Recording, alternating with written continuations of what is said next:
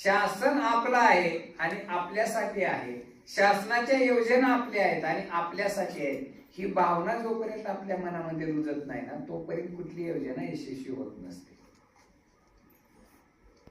त्याच्यामुळं आपलेपणा पाहिजे, गावच्या विकासाच्या प्रती पाहिजे.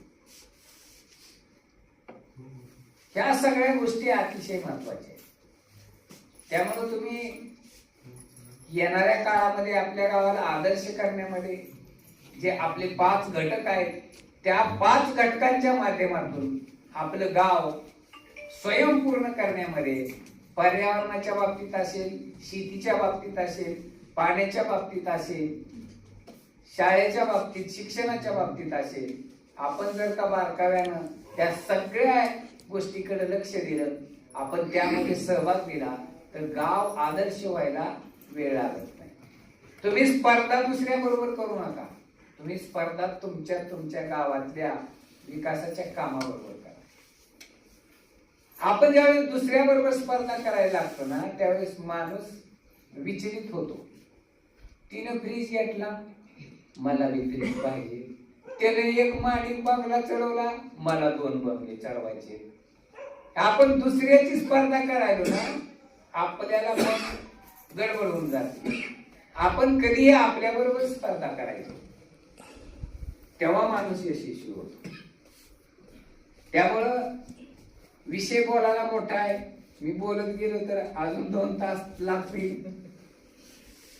परंतु तुम्ही ज्या उद्देशानं तुम्हाला या ठिकाणी प्रशिक्षणाला आणलेला आहे त्या प्रशिक्षणाचा मूळ उद्देशच आहे की आपण लीडर आहोत, आपण विलेज डेव्हलपमेंट कमिटीचे एक जबाबदार प्रतिनिधी आहोत. आणि जबाबदार प्रतिनिधी म्हणल्यानंतर जसं घरात पालकाची भूमिका असते, बापाची भूमिका असते, आईची भूमिका असते, किंवा घरातलं जे काही नेतृत्व करणारा माणूस असतो आणि तो सतत विचार करत असतो की माझं कुटुंब कसं पुढे जाईल, माझ्या कुटुंबातला प्रत्येक व्यक्ती सुखी कसा होईल, माझ्या कुटुंबातल्या प्रत्येक व्यक्तीला दुःख होणार नाही, त्याला त्रास होणार नाही, याची तो काळजी घेत असतो. आणि ती काळजी घेत असताना त्याला बऱ्याचदा हाल अपेष्ट सोसायला लागतात, त्याला बऱ्याचदा त्याग करावा लागतो, त्याला बऱ्याचदा त्याच्या इच्छा आकांक्षाला मुरडण घालावी लागते.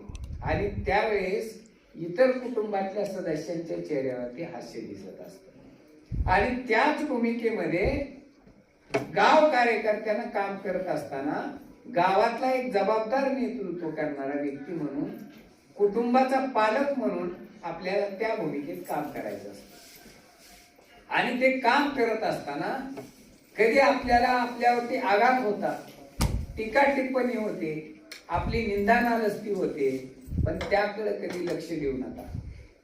तुमचं ध्येय तुम्हाला साध्य करायचं असेल तर ह्या गोष्टी सगळ्या पचवायला शिकलं पाहिजे. ह्या गोष्टीचा आपल्या मनामध्ये कधीच परिणाम होता कामा नये. जर आपण त्या गोष्टीकडे जर लक्ष दिलं तर आपण एक आदर्श गाव घडवण्यामध्ये आपली भूमिका अधुरी राहील. त्यामुळे ज्याच्याकडे जे ज्ञान आहे, ज्याच्याकडे जे अनुभव आहे, ज्याच्याकडे जे कौशल्य आहे, स्किल आहे, ते तुम्ही ते देण्याचा प्रयत्न करा.